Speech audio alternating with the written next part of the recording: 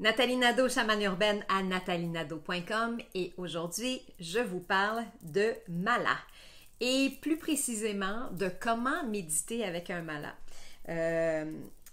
Si justement vous avez de la difficulté à méditer ou à vous déposer, un mala, c'est un super objet pour aider à finalement un peu se concentrer sur la méditation qu'on est en train de faire.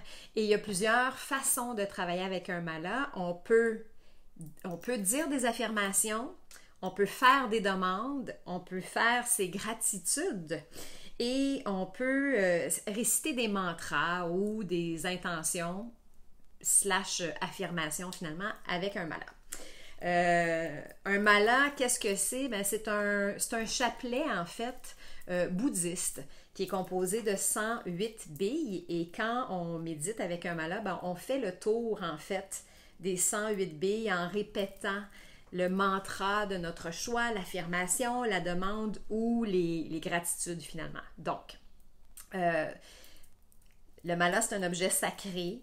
Quand vous le recevez ou quand vous l'achetez, moi je vous conseille toujours de faire une petite purification du mala au-dessus d'encens. Si vous avez de la sauge, vous passez la sauge autour de votre mala.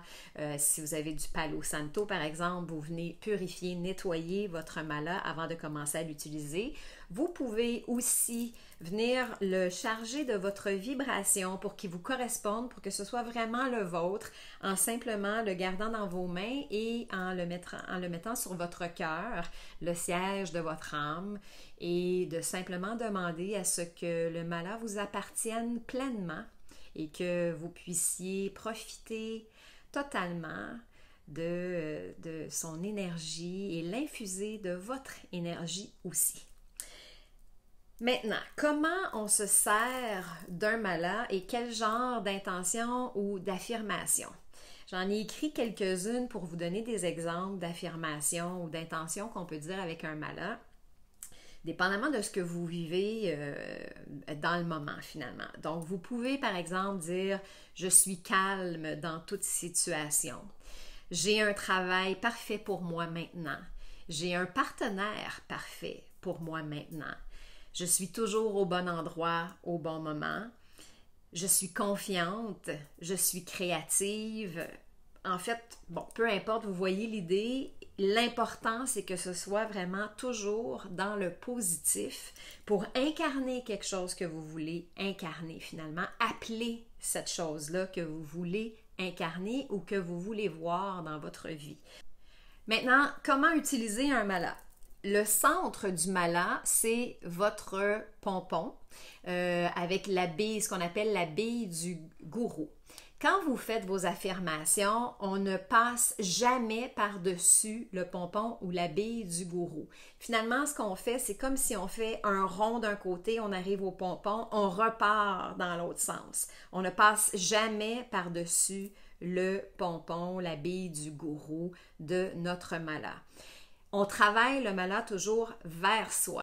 On travaille le mala entre le majeur et le pouce. Toujours le majeur et le pouce parce que le pouce représente la terre, l'index le feu, le majeur le ciel, l'annulaire l'air et le petit doigt l'eau. On travaille donc entre le majeur et le pouce pour la connexion au ciel et à la terre. Donc, quand on tient le mala, on le tient par exemple comme ceci et vous commencez une bille à la fois par le pouce en descendant le pompon vers vous finalement. La bille du gourou descend vers vous et vous faites votre intention. Par exemple, je suis confiante, je suis confiante, je suis confiante, je suis confiante, ainsi de suite, ou toute autre intention, mais toujours en amenant la bille vers le bas qui est sur votre majeur, entre le pouce et le majeur. Et quand vient le temps, quand vous arrivez au bout, disons, on va le faire assez rapidement, mais quand vous arrivez ici au bout et que vous arrivez sur votre dernière bille, on ne passe pas par-dessus le pompon. Donc, tout ce qui est à faire, dans le fond, c'est que vous devez retourner votre mala. On arrive ici à la bille du gourou.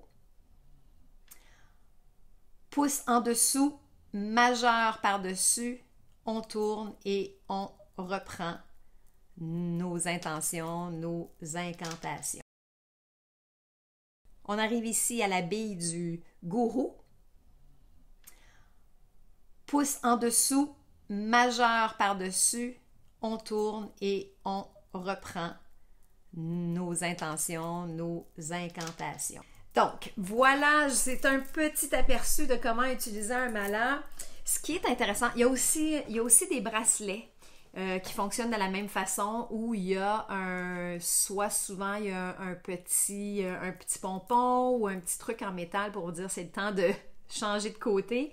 Mais l'idée d'utiliser un mala, c'est de pouvoir répéter une intention, faire en sorte que notre mental ne se perd pas.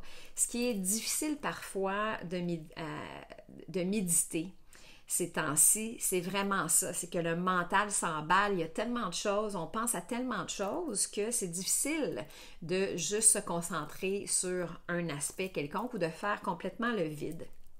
Quand on travaille avec un mala, bien déjà en nommant notre intention à chaque bille, ça nous permet d'avoir une certaine concentration, même si des fois on s'écarte un peu, bien, en le disant, que vous le disiez dans votre tête, que vous le chuchotiez, ça aide à rester un peu plus concentré. Je vais vous mettre sous la vidéo des liens pour pouvoir trouver des malas qui sont pas trop dispendieux, mais qui sont quand même très bien. Si vous avez des questions ou des commentaires, écrivez-moi sous la vidéo, je vais vous répondre dans les plus brefs délais.